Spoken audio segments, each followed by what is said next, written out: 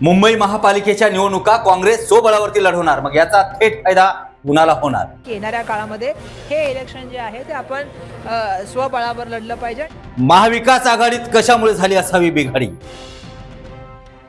सत्याच्या मोर्चात राज ठाकरे सहभागी झाल्यानंतर काँग्रेस नेत्यांनी त्यांच्याकडे पाठ वळवली होती।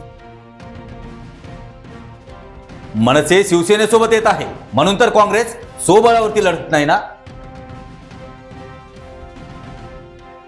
काँग्रेस स्वबळावरती लढली तर त्याचा फायदा कुणाला होणार? काँग्रेसला का महायुतीला? हा निर्णय आहे तरी कुणाचा? हायकमांडचा का स्थानिक पुढाऱ्यांचा? जाणून घ्या आजच्या आमच्या या स्पेशल एपिसोड मध्ये। काँग्रेस स्वबळावरती लढली तर फायदा कुणाला आणि नुकसान कुणाचं? नमस्कार, मी स्वप्नील दुधारे, आपण पाहताय महासागर न्यूज। स्थानिक स्वराज्य संस्थेच्या निवडणुका तोंडावरती आल्या आणि सगळ्या पक्षांनी आपला त्यात कसा स्वार्थ करता येईल आणि कसा स्वार्थ साधता येईल हे पाहण्यासाठी आतापासूनच एकमेकांवरती आरोप आणि प्रत्यारोप करताना दिसत आहेत। तर महाविकास आघाडी आणि महायुती अशा दोनच घटक पक्ष असणाऱ्या नेत्यांना देखील आता त्या दोघांमध्ये चुरस निर्माण झाल्याचं देखील दिसत आहे। महायुतीमध्ये देखील अंतर्गत स्थिती तेवढी काही चांगली नाही। मुख्यमंत्री एकीकडे म्हणतायत की आम्ही महायुती म्हणूनच एकत्र लढणार, पण त्यांच्या सोबत असणाऱ्या शिवसेना आणि राष्ट्रवादी पक्षातील दोन्ही उपमुख्यमंत्र्यांना ते आतून फटके देखील मारत आहेत। हे अजित पवार आणि एकनाथ शिंदे यांना चांगलं माहिती आहे। आणि आताच काँग्रेसच्या खासदार वर्षा गायकवाड यांनी मुंबई महापालिकेच्या निवडणुका काँग्रेस या स्वबळावरती लढवणार असा नारा दिल्यानंतर प्रश्न पडतोय की यात फायदा कुणाचा होणार आणि फटका कुणाला बसणार? यामध्ये अभ्यास पूर्ण पाहायला गेलं तर काँग्रेस जर स्वबळावरती लढली तर महाविकास आघाडीचे मतं फुटतील आणि त्याचा थेट फायदा महायुतीला होणार।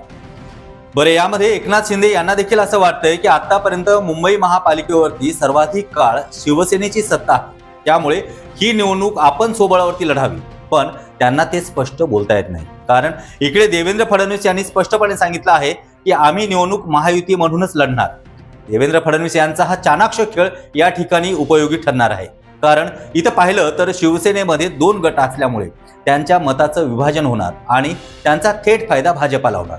तसेच काँग्रेस पक्ष देखील स्वबळावरती लढल्यामुळे महाविकास आघाडीतील मतं फुटून त्याचा थेट फायदा भाजपालाच होणार। अर्थातच मुख्यमंत्री देवेंद्र फडणवीस यांनी जर सांगितलं असेल की आम्ही महायुती म्हणून एकत्र लढणार आहोत, तरी जास्तीत जास्त जागा त्या भाजपाला मिळणार आहेत आणि महापौर हा भाजपाचाच होणार। मग एकनाथ शिंदे, काँग्रेस, महाविकास आघाडी, अजित पवार गट या सगळ्यांची मतं फुटणार आणि त्याचा थेट फायदा भाजपाला होणार, यामध्ये काही शंका नाही।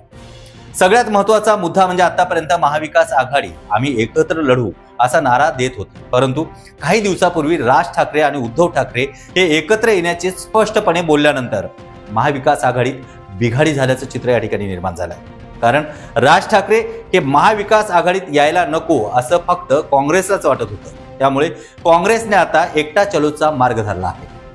अशाच पद्धतीने निवडणुका महाराष्ट्रभर झाल्या तर त्याचा थेट फायदा हा भाजपाला होणार आणि भाजपा सगळीकडे एक हाती सत्ता निर्माण करणार, यात काही शंका नाही।